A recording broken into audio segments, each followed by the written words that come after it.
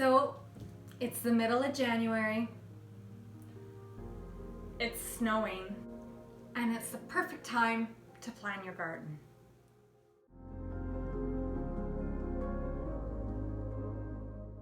For 20 years, this is what I did. I would go to the hardware store, I would grab whatever looked good and throw it in the ground, and whatever was ready, we ate it fresh. We might have stored a few potatoes, canned a few tomatoes, but not a lot.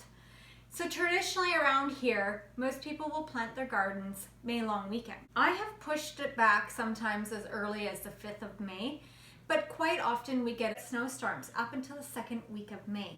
I'm going into my 3rd year of market gardening, and I have learned a lot on how I want to grow from running that market garden.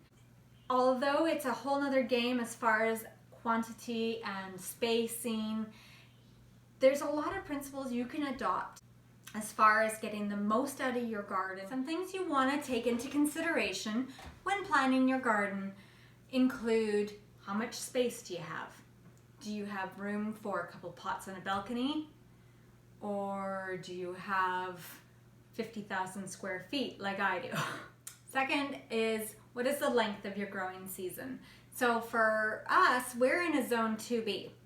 Our last frost date is June 10th, and our first frost date is September 5th. So we have about 90 frost-free days for growing. Now, this doesn't mean we can't plant longer season crops. This just means we have to start them indoors a lot sooner. The third thing you want to consider is, why are you growing? Are you growing just to eat fresh produce?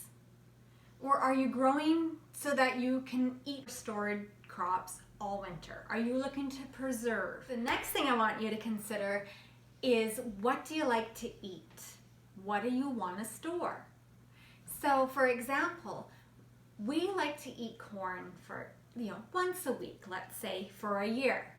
I know now from experience it takes approximately 4 to 5 cobs to fill a pint jar, and we need 1 pint per meal.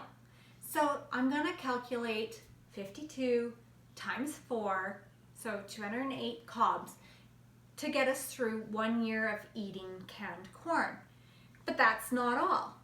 So for the 2 to 3 weeks that the corn is ripe, we love to eat fresh corn on the cob. So for our family, we might eat, say, another 20 to 25 cobs in that 2 to 3 weeks. So we're going to add that on to that 208. Last year, we had a problem with crows. So they would go and pull out the little seedlings and eat the sprouted grain. And you're always going to have some that don't germinate. So you need to take those sorts of things like pests into consideration when figuring out how much seed you need. So instead of 230 cobs, I'm going to round it up to 300. Now you can take that and transpose that same idea onto any crop that you want to grow. If you want to grow 150 pounds of potatoes and you're guessing you're going to get a pound per hill, then you need to plant 150 hills of potatoes. Again, you can figure out how much you want just by figuring out how often you think you're going to eat it, or what your family eats on average, and then grow according to that. So now you know how much seed you're going to need in total. What I recommend you do next is to get out all your seeds and see what you have and create an inventory. So what I did is I did go through all my seeds. So for example, I wrote down all the tomatoes and what type, how many seeds, and right next to it I wrote whether I was going to direct seed it or transplant it, and what day I needed to start it if I was transplanting it. So for the Amish paste, I have 25 seeds and I need to start them indoors April 15th. I went through, and this is so handy because I keep ordering zucchini and I have 15 packages of zucchini. I don't need any more zucchini. Once you go through all of the list, you can see what you have, what you need more of, and from there you can take your numbers and go shopping. So some of the companies that I have been using here in Canada, the one I've been using the longest is called T&T Seeds. Now they're out of Portage La Prairie, out of Manitoba, and they've been around for 75 years, and they're a very good company to work with. They answer questions, they have a lot of detail on the packets as well as in the catalog on the website, and they have great variety of packet sizes. So for myself, you know, I need to order larger quantities, but if you're a small farmer, you can order the smaller packages. It's really great. The next company I have used a lot the last 2 years is Salt Spring Seeds. Now these guys, they do have a lot of your standard variety of seeds, but what I love is they have a huge herb and medicinal seed collection. And so like this one, for example, is licorice. You know, I'm not able to find that in a standard catalog. My new favorite is the Heritage Harvest Seed, and they focus on heirloom seeds and rare seeds. So like I got Lovage and Angelica, some things that were just a little harder to find, and I love that they want to preserve the heirloom varieties. So one thing I recommend you do when you get your seeds is I just write in the upper corner of each package what year I purchased them in, because I have a lot of seeds from previous years, but I know that after a few years these seeds are going to lose their viability, and I may want to look, although I have a lot of seed left, I may want to look at ordering some fresh seed. If you are into seed saving, if you've only just done it a year or two, or it's the first year you are saving a particular crop, I recommend you don't include that in your inventory, because you don't know for sure what your germination rate is going to be. You don't know how that is going to turn out. So for example, I have a huge bag full of spinach seeds that I saved.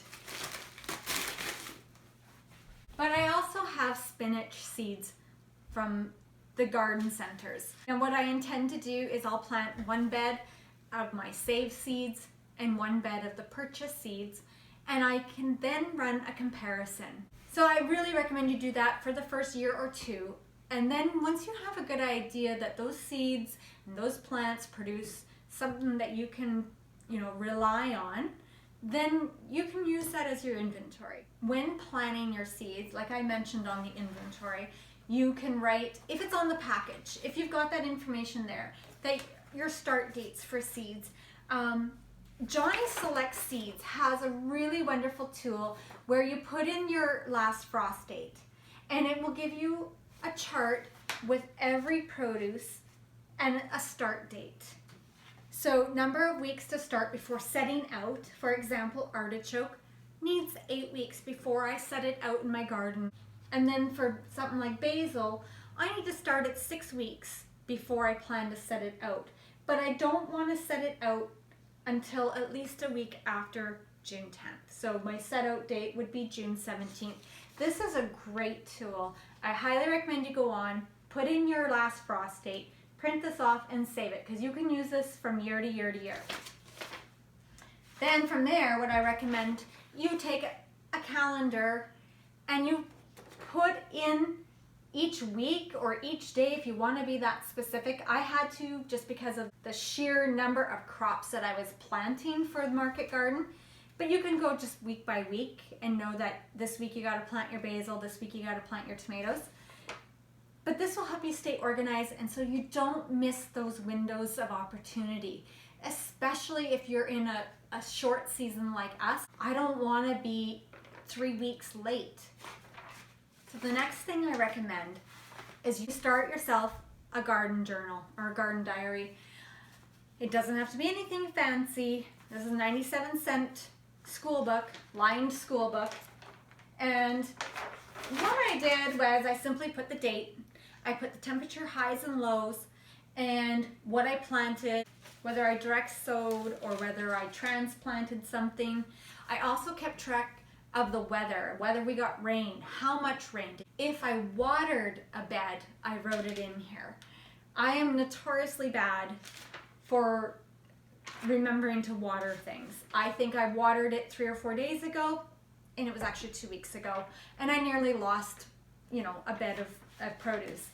So I don't trust my memory from week to week, much less year to year. So this is very handy. I can keep track of harvest. I can keep track of what I sowed, what varieties I liked. Last year I planted 4 different types of carrots. And you know what, in the end, I decided the ones I wanted to keep, I'm not going to try and plant so many different varieties. I'll just get more of the one that I really liked that performed well. Along with the garden journal, I created a map. And mine is very rudimentary. So all I did was now remember, this is Market Garden. So this is a lot bigger than yours will probably be. But it's 150 feet this way and 380 feet that way, so 50,000 square feet. I do have a 10-foot path in the middle that I can get my tractor down. And I grow in rows 50 feet long, 30 inches wide, and I leave about 12 inches between my beds. And I do the beds in groups of 10 in a block. All I do is I write down, I put a 1 for bed 1, what I planted. So this was Spanish onions. Bed 2 was spinach, and then I put the variety, Bloomsdale. So then when I go back to check in here, I can see, okay, May 20th, I planted bed 1. Okay, May 22nd, I planted bed 15. That also helps so that I know which variety, because once you've got several different varieties and you want to know which carrots you liked so you can order more for next year, then you have it written down. And I just keep it in a plastic sleeve so that it doesn't get wet and dirty. I mean, it still does, but this also comes in handy for crop rotation. Crop rotation is very important. I planted potatoes in the same spot twice in a row. The first year they did wonderful. The second year I got scabs and grubs. So they won't be planted in the same spot again. And I should have, shame on me, I should have known, I should have rotated. So that's gonna take a little bit of figuring, moving things around, because I really wanted the longer season items to be further away from the gate, from where I came in and out, and the things that had a shorter season, or if I was going to do succession planting, I wanted them to be closer to the gate, but that's not always going to work out. I'm not going to be able to plant corn in the same spot or potatoes in the same spot, so I'll have to rework that. But that's definitely something you want to take into consideration in planting your garden. Also, your map is really good for companion planting. So there are certain plants that you want to plant next to each other because one will deter the pests of the other. And so you can work that out on paper instead of after the fact. That's super handy. Also, it ensures that you leave enough space. For example, I'm not going to plant my squash on one of these rows because they're going to spread too much and take up all these rows. What I typically do is I save a whole block and I'll do 3 rows in that 50-foot block rather than trying to do 10 beds of them. So I got to make sure I save enough space for those things that sprawl. That's a great place to get started. It's a lot of information. It's a lot to look into and plan. But if you really are relying on this food to eat from for the winter, if you really want to make changes to your health, make changes to your grocery budget, be more self-sufficient, the food just tastes better. To be truthful, I got into this because I wanted to be more self-sufficient. But when I try to eat a carrot from the store, even the organic ones, all I can taste is bleach. And it's nothing like the carrots that I grew in my garden and store in my root cellar. So I just find I can't go back now. I mean, if I had to, but I prefer our own. I know what's gone into it. Organic standards are not the same as what I would consider organic. So I like knowing what's gone into my food, and then obviously that's how I make my living. So now I need to be that much more organized. But I think that these principles can be transferred to your own home garden. And I mean, if you just want to throw a few things into the ground and see what grows, by all means. But if you want to get serious about it, this is what I recommend you do so that you too can reap the benefits, all your hard work. I can't wait to get my hands in the dirt. By the end of September, I was crying for a break. Now I've had my break, and I can't wait to get gardening again.